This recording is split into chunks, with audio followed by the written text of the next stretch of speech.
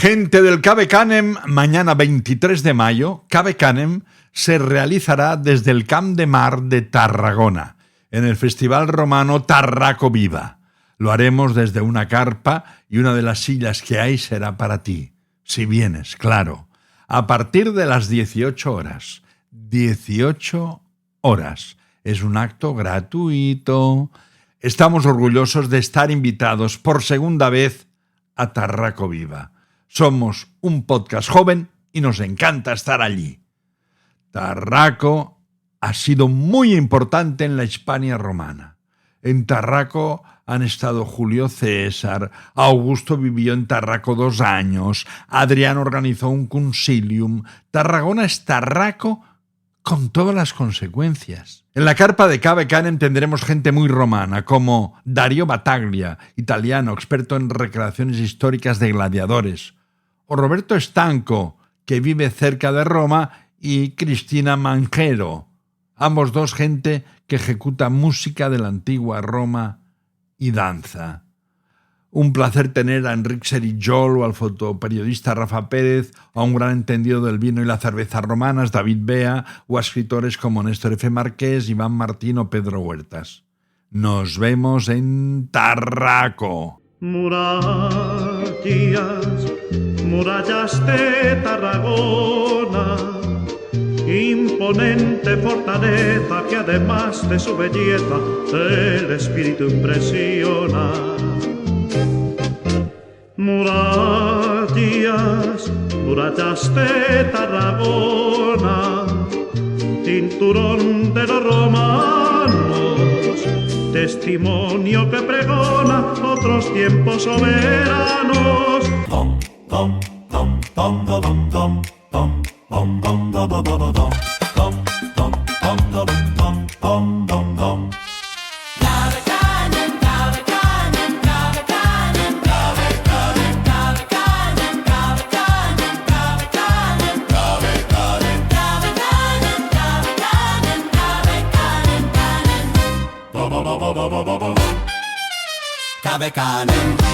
¿Está Mary Beard en casa? No. En estos momentos no se encuentra en casa. Ahora mismo está dando una conferencia en Oxford. Me cachis. ¿Usted cree que llegaré a tiempo? Bueno, teniendo en cuenta que ahora mismo estamos en Cambridge, me temo que no.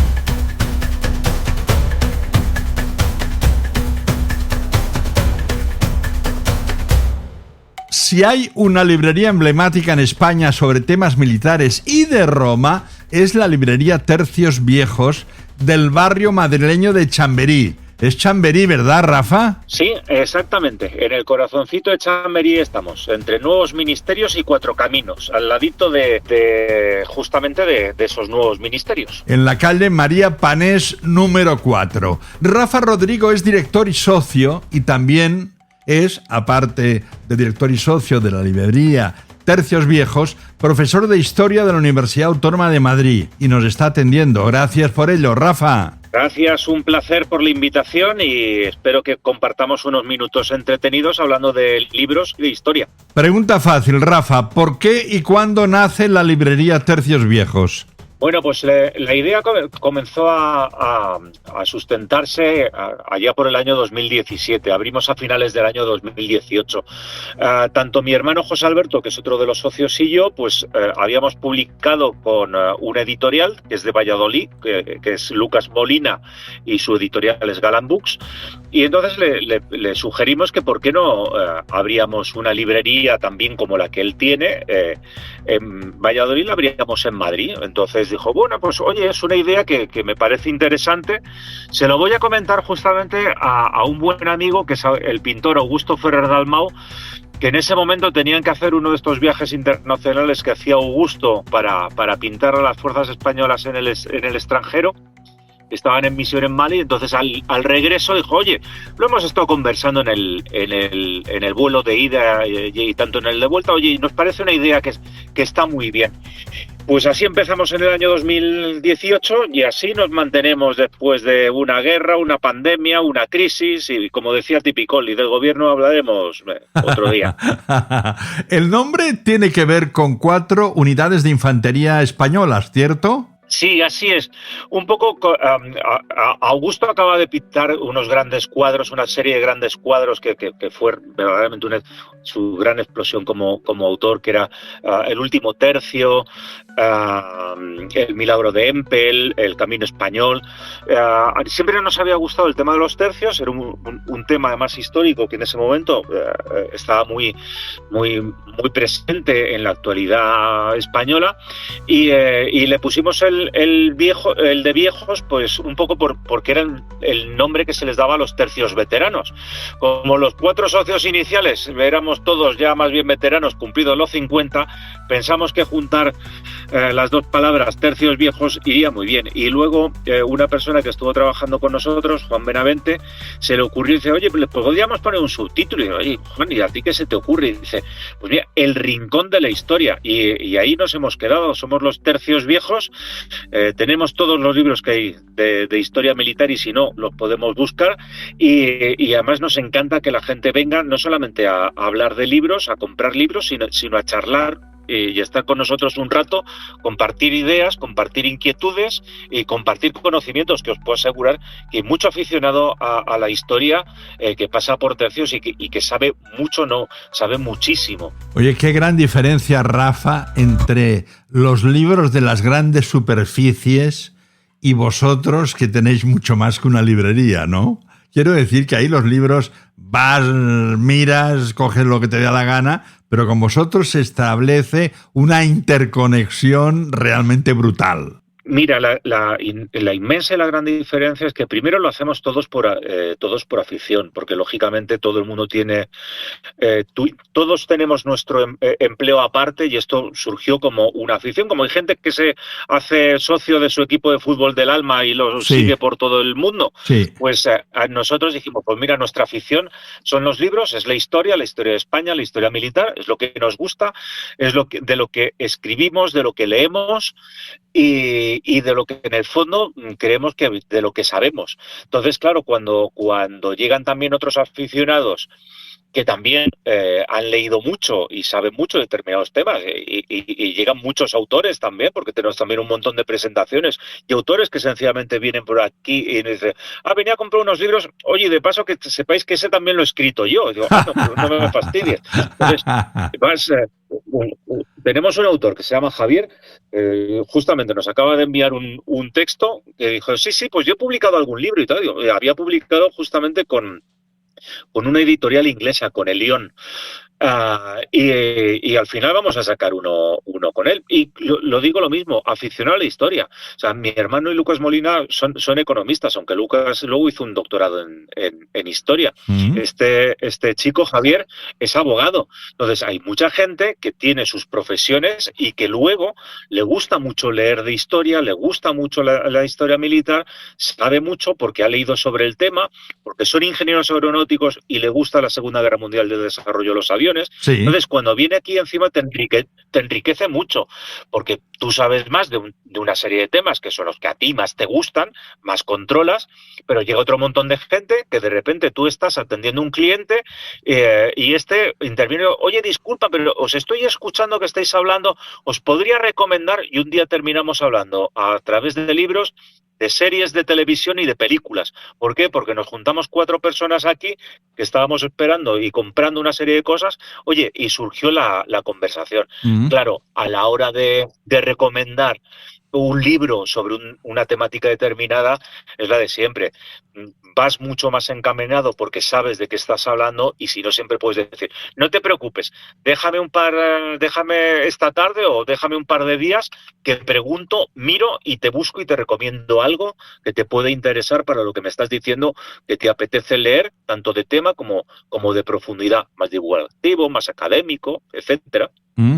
Ese rincón de la historia, ¿sabes cuántos libros tenéis expuestos ahí en el rincón? Más o menos. Pues te digo más o menos, porque ahí sí que tiene que ser más o menos, porque tenemos dos tipos de libros, los nuevos, que ahí sí tienes un cierto control de stock, pero luego Sí. tenemos un montón de libros de segunda mano. Ya. Claro, los de segunda mano nos llegaron todos desordenados y literalmente no da tiempo a poder haberlos clasificado. Entonces, haciendo un tanto alzada, yo os diría que de títulos, incluyo revistas, Sí. libros de los que todos conocemos, los finitos de Osprey de 48, 64 páginas, títulos en total, yo creo que no me voy muy por encima si digo que tenemos entre 10 y 12.000 títulos. Y a eso le tienes que añadir aproximadamente unos 400 juegos de mesa, 400 wargames, que también los tenemos aquí de segunda mano y están todos a la venta. ¿Cómo se llevan con vosotros los pacifistas, Rafa? ¿Alguien ha dicho algo? ¿Alguien se ha quejado de algo? La verdad es que en principio no, pero bueno, aunque parezca mentira, todos los que leemos sobre esto nos gusta leerlo, pero creo que nadie en su sano juicio le gustaría probarlo en vivo y en directo. Es decir, la historia militar está muy bien cuando está sobre una hoja de papel. Entiendo. Sí. Yo recuerdo un libro que me impresionó mucho cuando era jovencito, que era de Arturo Pérez Reverte, El Húsar. Es un libro muy finito, Sí. pero que explica muy bien justamente la vida heroica que piensa que un húsar de época napoleónica y la terrible y terrorífica y nada honorable muerte que el hombre sufre al final en la guerra de independencia. Entonces, no, porque todo el mundo, en definitiva, le gusta la temática y eso no significa que seas militarista ni mucho menos. Fíjate en mi caso, cada vez que le explico a la gente que a mí lo que me gusta es la historia militar y que yo hice una tesis doctoral sobre el primer ejército franquista, del año 39 al año 1947. Entonces, Sí. es que te gusta mucho eso. Ya. No, es que me interesa el tema y me interesa el periodo, pero eso no significa que seas ni filo nada ni anti otra cosa, Ya. sino que sencillamente, oye, pues sencillamente te gusta esa temática, te gusta leer de ella, entiendes de ella y por supuesto, vuelvo a decir lo mismo, está muy bien para leerlo, para verlo, para pensar que cuanto más lejos lo podamos tener, iríamos todos muchísimo mejor. ¿Los libros que tienen más salida, de qué época son? Bueno, esto No se lamentablemente sabe. me temo que es un clásico. Segunda Guerra Mundial. Además, lo podemos diferenciar claramente fíjate, directamente por estanterías. O sea, tenemos unas estanterías, entonces la Segunda Guerra Mundial cubre 3 estanterías Sí. y le siguen a continuación por espacio, por el propio espacio dentro de la librería, los tercios españoles y la Guerra Civil Española, que cada uno ocupa una estantería, o sea que estamos en una ventaja de 3-1. Cualquier otra temática los tenemos repartidos en medias estanterías. O sea, si hablas de historia antigua, de historia medieval, del siglo XVIII, van como a medias estanterías. Entonces, incluso visualmente, en la propia librería te puedes dar cuenta que lo más demandado y lo más publicado sigue siendo Segunda Guerra Mundial y últimamente seguida, pero a una cierta distancia de todo lo que es el denominado Imperio Español o Monarquía Española, que sería lo más correcto, que es el siglo XVI y el siglo XVII. Esto es Cave Canem. Roma también es muy importante en vuestra librería, tercios viejos, ¿no? Sí, a Roma le tenemos mucho cariño, además tenemos nuestro romano de cabecera, tenemos al Paco. gran divulgador que es Paco Álvarez, Sí. a Paco Álvarez que todos le llamamos Paco el Romano. Sí, es fantástico, es que, fantástico. por supuesto, su defensa de Roma.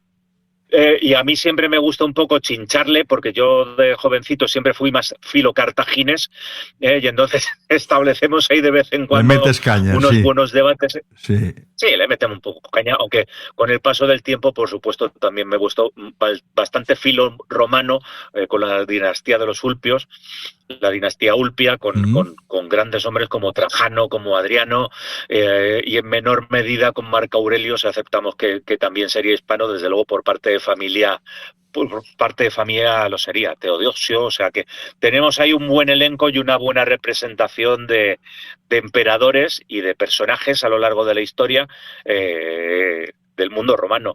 Hemos tenido recreaciones romanas, hemos celebrado el Día de la Romanidad, han venido a hablarnos de gladiadores romanos, hemos descubierto que había mujeres, aunque muy pocas, pero efectivamente había mujeres gladiador. Nos han venido a hablar de la vida cotidiana en Roma, o sea que Roma es un tema que lo tenemos muy presente, muy leído y muy visto, y además le tenemos cariño. Entonces os podemos recomendar unas cuantas buenas piezas para que capturéis y llevéis a vuestras bibliotecas personales para leer de mundo y de historia romana, tanto historia romana como mundo antiguo. Cuéntame algo divertido que haya pasado en el negocio, Rafa. Divertido, bueno, puedes tener absolutamente todo tipo de anécdotas que quieras. Hemos tenido hasta mariachis, o sea, para que te hagas una idea, o sea, porque una de las conferencias trataba era más de actualidad, porque lógicamente las presentaciones y las charlas siempre suelen ser en su 90-95% temas históricos, pero de vez en cuando hay alguno de actualidad. Y esta era una novela o una descripción, más bien un relato sobre el tema del narco en Sudamérica, y al final de cierre pues fíjate, tuvimos, bueno, va a haber una intervención, y tuvimos unos mariachis. Hemos tenido mariachis, hemos tenido gladiadores romanos, sí. Hemos tenido soldados alemanes, soldados de la Segunda Guerra Mundial, había un sacerdote, y nos ha bendecido la librería, porque él nos hablaba de un libro, digo lo mismo, que no tenía que ver con el tema, sí. Sino que era sobre budismo y tal. Y dijo, yo lo siento mucho, pero yo antes de empezar cualquier charla igual, me gusta bendecir el sitio donde estoy. Yo, pues por nuestra parte, encantado, Pater. O sea, puede hacerlo cuando quiera. O sea, yo creo que solamente sería una proyección bibliográfica interesante, es decir, grandes anécdotas de la librería Tercios Viejos, porque os puedo asegurar que nos da para unas cuantas, ¿eh? Tenéis una sala de actos con mucha actividad, tú acabas de contarlo, y por tener incluso tenéis una editorial. ¿Qué pasa? ¿Que no os conformáis con vender libros de los demás? Es que es un poco el paso lógico, digamos. Cuando vendes libros, al final te das cuenta que también de vez en cuando faltan libros que te gustaría leer, y entonces al final el paso lógico y el paso final es que tú mismo te conviertas en editorial. Y además, porque pasa muchísima gente, tenemos la sala multiusos donde hacemos charlas, presentaciones y mesas redondas, y hay mucha gente que también te propone y te dice, oye, ¿por qué no publicáis? Pues tengo un libro escrito, y al final, de hecho, el primero nos llegó así, nos llegó el libro totalmente hecho, cerrado, con un autor que ya tenía varias publicaciones, Hernández Garbi, José Luis Hernández Garbi, además con ya un ilustrador veterano que lleva más de 500 portadas y ha trabajado entre otros con Posteguillo, que es Ricardo Sánchez, sí. y encima la temática era perfecta, era asedios en la guerra de Flandes. Entonces nos resultó, vamos, como anillo al dedo. Así que, como todo en este mundo, lo probamos, nos picó el gusanillo, nos gustó, y vamos haciendo poquito a poco, porque no deja de ser una afición, no queremos que esto sea nuestra profesión principal, y entonces preferimos publicar poquito y cuidarlo bien, que tener un número de publicaciones muy elevada, porque necesitas meterte en el circuito de generar títulos para generar ingresos. Rafa, 3 últimas preguntas. Tú eres doctor en historia. Cuéntame algo de tus alumnos. Sí. Todo lo que puedas, si tenemos anécdotas sobre la librería, anécdotas de alumnos, no te puedo ni contar. A los alumnos les he recomendado desde estudiar más a estudiar menos, porque hay alumnos que lógicamente necesitan pasar la asignatura, pero no les gusta la asignatura. Y dice, es que le dedico mucho tiempo. Digo, pues lo que tienes que hacer es dedicarle menos. Y eso, dice, porque tendrás que optimizar el tiempo que estudias para dedicárselo a las otras, y me estás diciendo que le estás perdiendo tiempo a las otras asignaturas. Es decir, los tienes de todo. Alumnos que se me han puesto a llorar después de terminar la primera clase. Digo, pero madre del amor hermoso, pero yo qué le he dicho a esta pobre muchacha para que 50 minutos después la tenga llorando como una magdalena, pensando que esto va a ser absolutamente imposible de aprobar.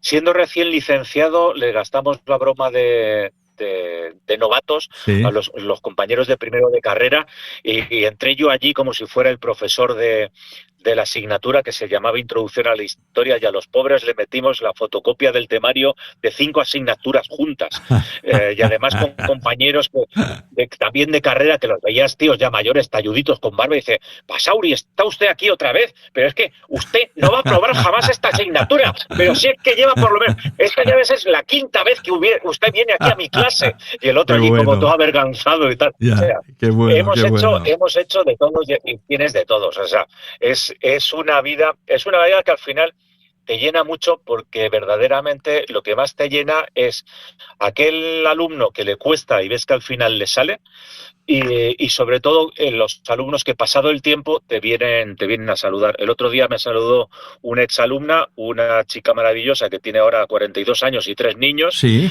Se acercó y me dijo: mira, es que soy Pilar. Y dice: ¿te acuerdas de mí? Claro, menos mal que me dijo el apellido y la raz, que es muy poco común. Digo: Sí. claro que me acuerdo de ti. Lo que pasa es que de los 18 a los 42 has cambiado un poco. Claro, pero que tanto tiempo después venga a saludarte con cariño, y te vea por la calle y diga: pero si tú eras mi profesor de historia. Entonces te causa o sea, te causa una sensación muy buena. Eso es lo bueno de dar clase.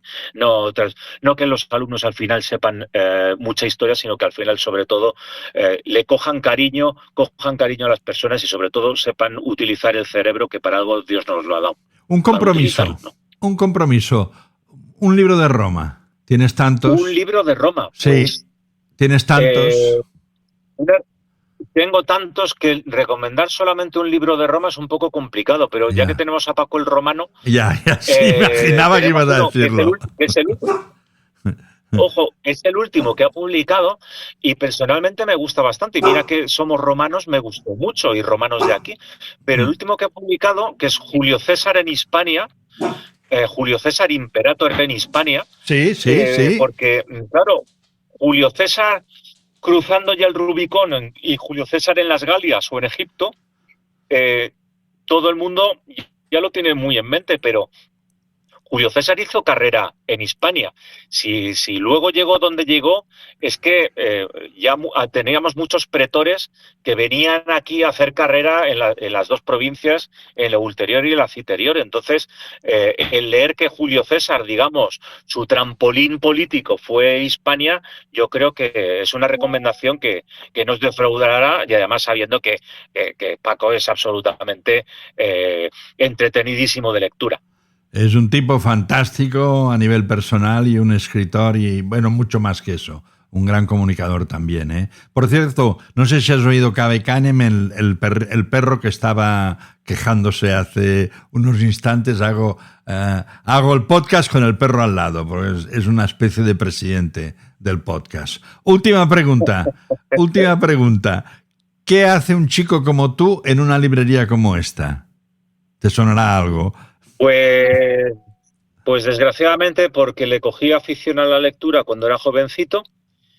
Gran culpa la tiene mi hermano mayor, nos llevamos 6 años, entonces cuando tienes además un hermano mayor que lee y una casa donde hay libros, pues terminas leyendo. Es cierto que, como todo el mundo, ahora con 58 años, ha habido temporadas que lees más y otras temporadas que lees menos, pero verdaderamente de los últimos años, yo personalmente, a nivel mío personal, me he dado cuenta que disfruto de los libros, que me produce... que en mi casa me gusta ver una estantería y saber qué libros tienes. Hay gente que le gusta ver una puesta de sol, ir a ver un cuadro de una obra maestra en un museo, y yo reconozco que me gusta ver los libros, que me gusta ver cómo están editados, que me gusta ver cómo están ilustrados, que por supuesto me gusta leerlos, y al final he cogido el gusto e intento también escribirlos, y sobre todo seguir un poco la línea de Paco y otro buen amigo de Javier Santamarta, más divulgativos, más accesible a todo el mundo, no académicos que solamente a su vez lo lee muy poca gente que lee lo mismo o escribe lo mismo que tú, sino compartirlo, transmitirlo, tanto a nivel de charlas como a nivel de presentaciones. Y al final, pues es el punto lógico, porque al final digo de broma, cuando mucha gente viene aquí y me dice: es que en casa tengo un montón de libros, digo: mira, esto de broma, esto en el fondo es una tapadera. Esto es que cuando ya no me cabían todos los libros en casa, la única forma que tengo de tenerlos, además literalmente todos, y pedirlos que yo quiera, es esto. De hecho, hay Hay libros que sencillamente veo el título y los pido para tenerlos aquí porque quiero verlos, quiero ojearlos, quiero tocarlos. No me gusta solamente pedirlos porque me ha llegado el PDF de la distribuidora y el título parece bonito, parece interesante. Oh, mira, qué interesante, un libro sobre la diosa Mitra. No, quiero pedirlo, quiero verlo, quiero tocarlo, quiero ojearlo para ver si quiero tenerlo en mi librería. Rafa Rodrigo, director y socio de la librería Tercios Viejos, también profesor de Historia de la Universidad Autónoma de Madrid. Oye, nos ha encantado escucharte. Darte las gracias por la invitación, despedirme y espero que pasemos otro rato muy entretenido y os haya podido interesar alguna de las cosas que hemos conversado y de las que hemos hablado. Pues nada, lo dicho, muchas gracias y hasta luego. Cabe Canem, el podcast de Roma que vale un imperio con Charlie y Diego. Cabe Canem, el podcast de Roma que vale un imperio con Charlie y Diego. Cabe Canem. ¿Podríamos decir que este podcast es directamente una mierda? Habla por ti, marido. Nuestro matrimonio también lo es, y yo no lo voy predicando. Es curioso, lo sé. Noticias romanas de Patricia Violán desde Australia. La ciudad de los muertos reaparece bajo Roma. Durante unas obras para construir una residencia estudiantil en Roma, arqueólogos hicieron un descubrimiento extraordinario, una de las mayores necrópolis de la antigua Roma jamás encontradas. El hallazgo apareció cerca de la Basílica de San Pablo Extramuros e incluye edificios funerarios, mosaicos, frescos y cerca de 50 esqueletos humanos. Los expertos creen que el complejo funerario estuvo en uso entre el siglo I a.C. y el IV después de Cristo. Algunas tumbas conservan decoraciones muy elaboradas y rituales funerarios poco habituales, como clavos colocados sobre el pecho de algunos difuntos para alejar el mal en el más allá.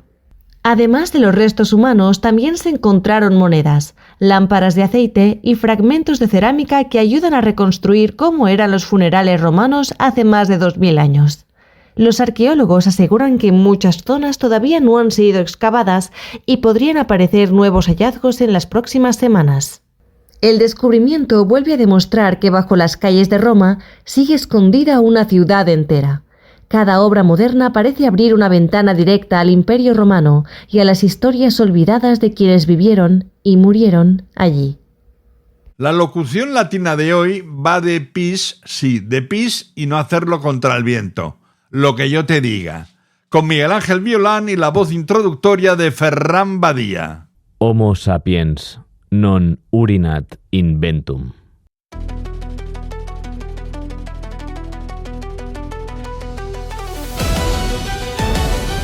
Homo sapiens non urinat inventum. Literalmente la frase significa: el hombre sabio no orina contra el viento. Es un proverbio de tono irónico, pero que transmite una enseñanza muy clara. No hagas cosas que se girarán en tu contra. Coloquialmente es el llamado efecto boomerang. Tú lo lanzas bien lejos, pero a ti vuelve. La lengua árabe lo expresa también con un dicho muy gráfico: quien al cielo escupe, en la cara le cae. No orinar contra el viento invoca el valor de la prudencia. Es una invitación a medir bien las fuerzas antes de plantear batalla. Es una llamada a calcular muy bien hasta dónde podemos llegar, a no extralimitarnos para salir sanos y salvos del envite. Porque como otra máxima reza, el necio se resiste, el sabio se adapta.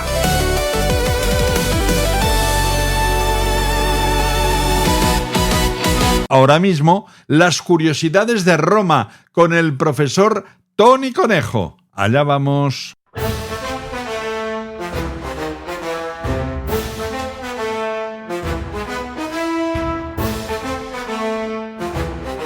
Pues nada, acabo de darme cuenta que esta será mi colaboración 30 en el podcast Cabe Canem del gran Charlie Diego.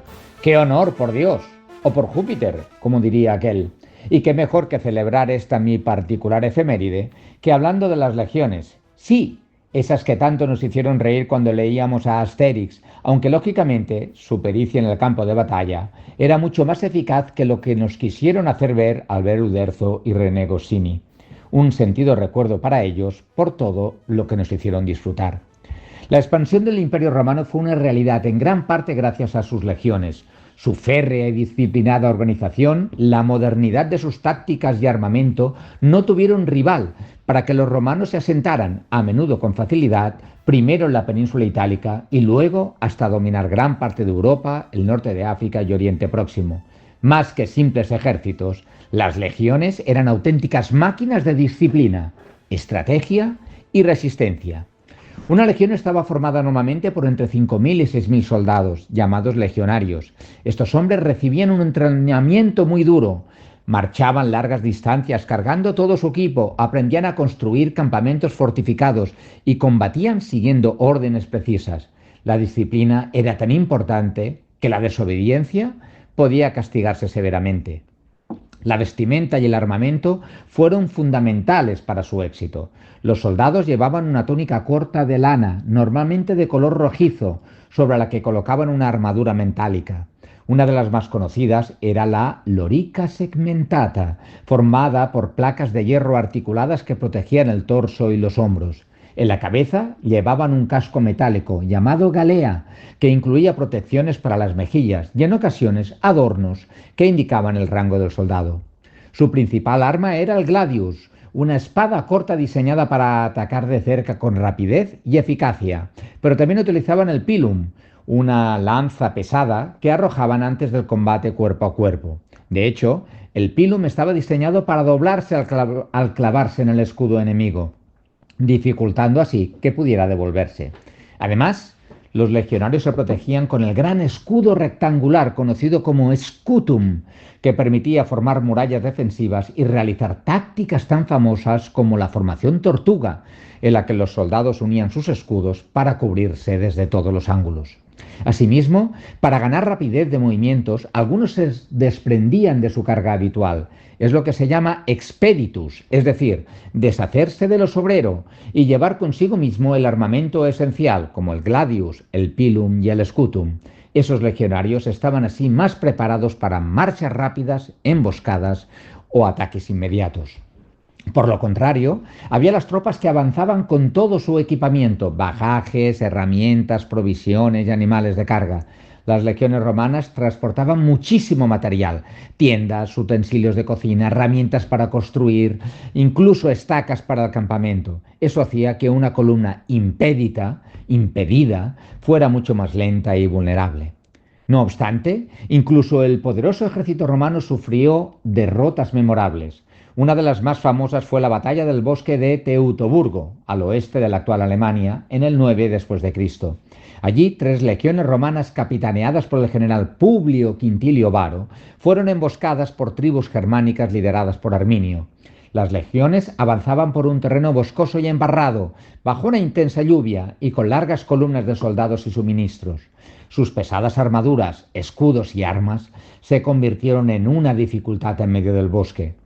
Los germanos aprovecharon la situación y les atacaron por sorpresa desde diversos puntos. Durante varios días los romanos fueron incapaces de reorganizarse y acabaron aniquilados. Se dice que al conocer la noticia, el emperador Augusto exclamó: «¡Varo, devuélveme mis legiones!».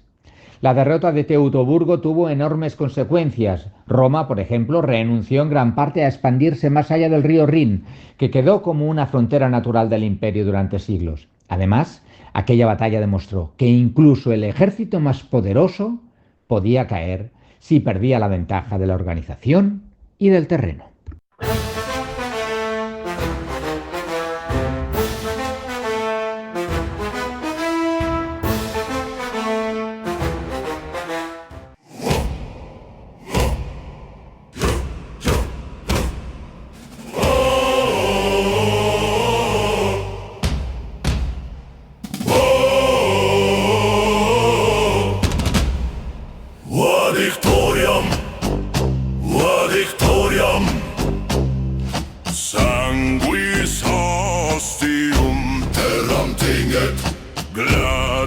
Hoy nos hemos sacado de la manga una maravillosa sección que lleva por título 4 preguntas a. Iniciamos la sección que aparecerá y desaparecerá, aviso como el Guadiana, con Álvaro Anchuelo, que acaba de publicar El ascenso de Balbo.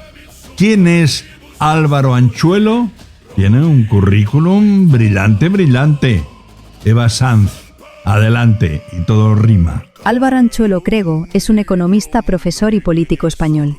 Desde las elecciones generales de 2011 hasta mayo de 2015, fue diputado por Unión Progreso y Democracia, UPyD. Licenciado en Ciencias Económicas y Empresariales por la Universidad Complutense de Madrid, obtuvo un máster en Economía por la Universidad de Warwick, en el Reino Unido, y un doctorado en Ciencias Económicas y Empresariales por la Universidad Complutense de Madrid.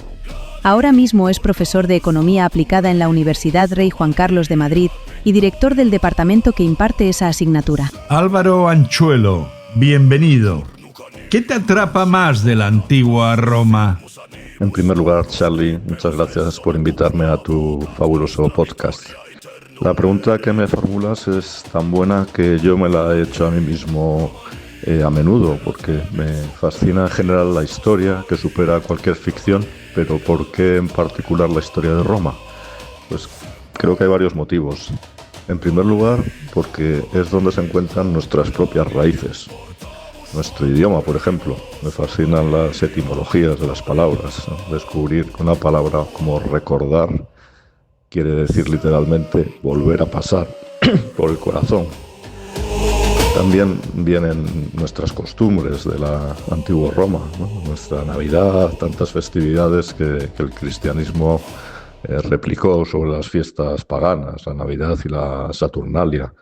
Vemos a la antigua Roma incluso en nuestro día a día, ¿no? Los nombres de nuestros días, el viernes, el día de Venus, los meses, julio, agosto, todavía dedicados a Julio César o Augusto. Por otro lado, hasta no hace mucho, en la propia educación de los niños y los jóvenes se utilizaba la historia de Roma por los ejemplos que proporciona, ¿no? La ambición, la grandeza, el deseo de dejar huella de todas esas grandes personalidades nos sirven como ejemplo. Cicerón escribía un discurso y se preguntaba qué pensarán de esto dentro de 1000 años, ¿no? Y parece ridículo hasta que nos damos cuenta que 2000 años después seguimos dando vueltas a sus escritos. Esos ejemplos nos sirven en el día a día. Yo soy profesor de universidad.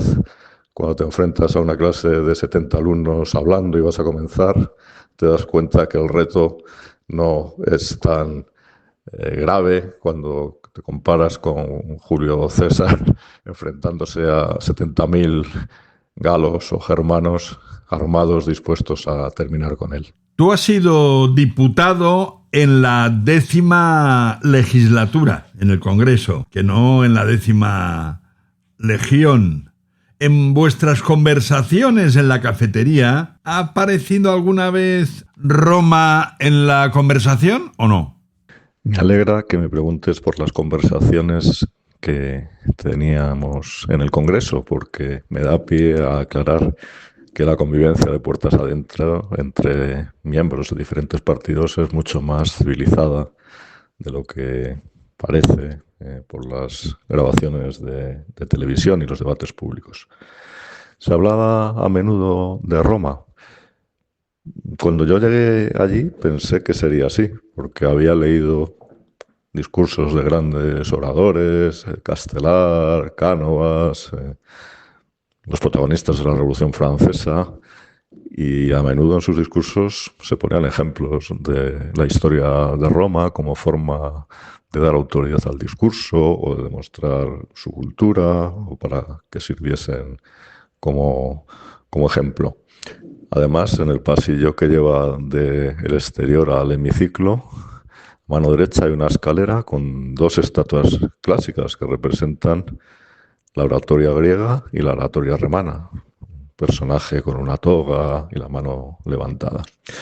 Sin embargo, para mi sorpresa, la verdad es que en los discursos de los diferentes parlamentarios, rarísimamente, por no decir nunca, escuché una referencia a la historia de Roma. Tanto es así que yo mismo me coarté de utilizarlas por miedo a dar la nota, salvo en muy contadas excepciones.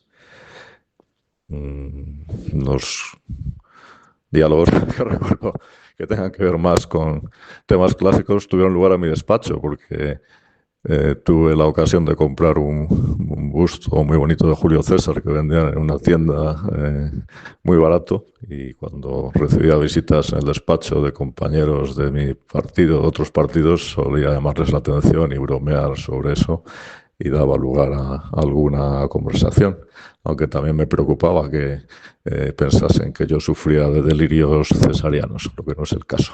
Álvaro Anchuelo, haznos un spoiler de tu libro El ascenso de Balbo, publicado por Amazon.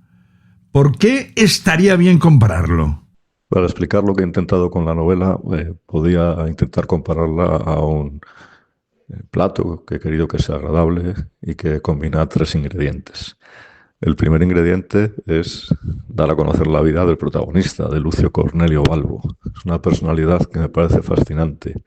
Además es hispano, nacido en Cádiz. Es el primer caso de alguien que cuando nació ni siquiera era ciudadano romano y llegó a ser cónsul de Roma, el máximo cargo, que era muy difícil de alcanzar incluso para los aristócratas romanos. Esto lo consiguió sobre todo ayudando a Julio César, de quien fue confidente y mano derecha, y a quien conocía desde joven. Julio César estuvo en Hispania de joven como cuestor. Su primer cargo es cuando en Cádiz visitó el templo de Hércules y se echó a llorar porque Julio César había conquistado el mundo a su edad y él no había hecho nada todavía.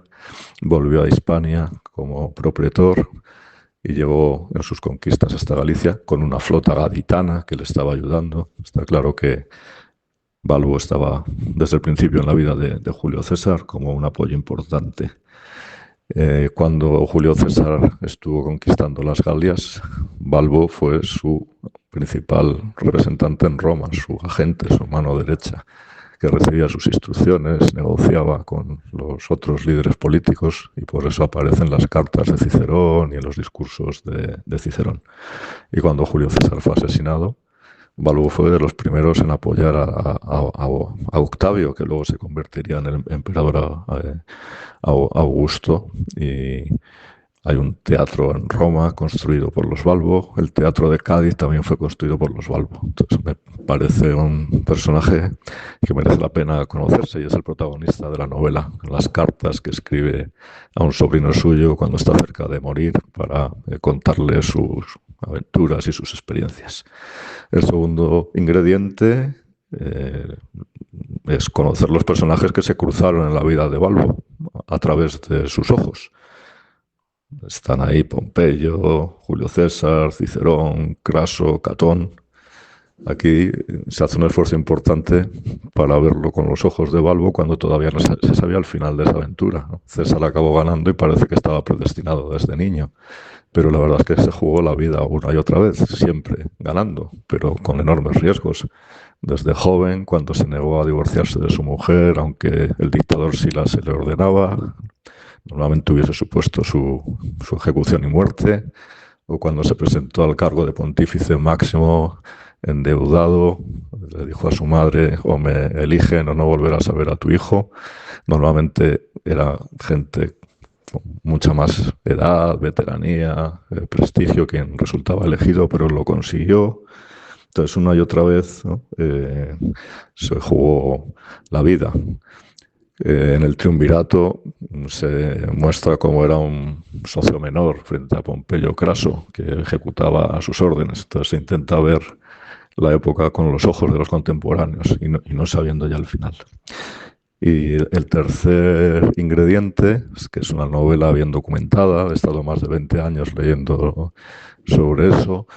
Intento pues explicar cosas que a menudo no se ven en una novela, pues cómo eran unas elecciones a cónsules, cómo se votaba en la asamblea por centurias, cómo se aprobaba una ley en la asamblea por tribus, cuál era el ceremonial en un triunfo, en un banquete, en un funeral, en las bodas.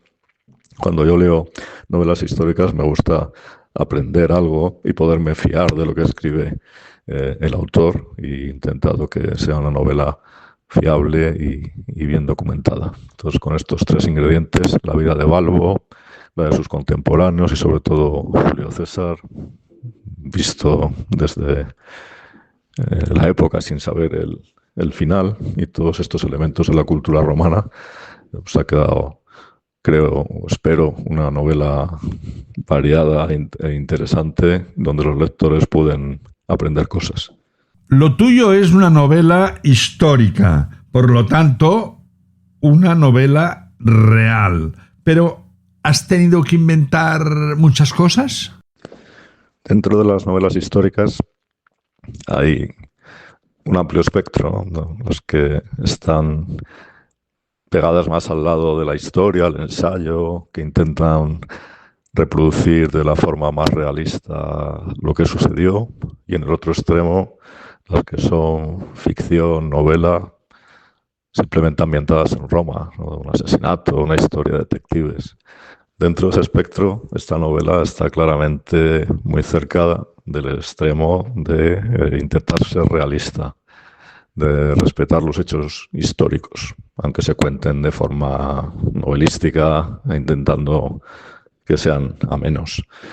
La idea de la novela me surgió cuando era yo profesor en Salamanca y descubrí una tesis doctoral de un profesor, Rodríguez Neila, sobre los Balbo de Cádiz, y en la novela la verdad histórica se respeta escrupulosamente. Todo lo que les sucedió está incluido.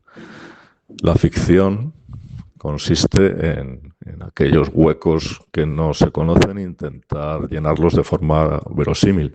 Y la licencia que me he permitido es, dado que Balbo es el protagonista, pues en esos huecos que se llenan de forma verosímil, asumir que su papel fue el más relevante posible, pero respetando los hechos, respetando la historia. Lo mismo diría de lo que tiene que ver con lo que se intenta enseñar de las costumbres romanas. Cuando se explica cómo son las votaciones, está basado en documentación, cómo se ordenaba un triunfo, cómo se celebraba un banquete. Todo eso está basado también en estudios solventes y fiables. No quiere decir esto que sea un manual o un libro de historia, ¿no? Se cuentan estas cosas cuando vienen a cuento, cuando se celebra un banquete, cuando se casa la hija de Julio César, cuando eligen cónsul a Julio César. Además, el género epistolar favorece la lectura. Son cartas, las cartas se leen con mucha inmediatez, parece que van dirigidas a uno mismo, ¿no? Son muy privadas y son cómodas de leer porque se pueden leer como cartas separadas en medio de las ocupaciones que todos tenemos. O sea que espero que a aquellos que os animéis a leerla os guste, aprendáis incluso algunas cosas, y tiene la ventaja de que está disponible en Amazon. Es muy fácil pedirla y que llegue a nuestras casas con facilidad. Hoy Cabe Canem de alto voltaje con Rafa Rodrigo y Álvaro Anchuelo, dos cracks universitarios, profesores y doctores, y Rafa, sociodirector de la librería Tercios Viejos de Madrid, y Álvaro Anchuelo, exdiputado al Congreso. Gracias por escucharnos con tanta atención y comprensión. Mañana viernes 23, a partir de 18 horas, estaremos en el Camp de Mar de Tarragona, en Tarraco Viva, el último que apague la antorcha, y cuidado con el perro.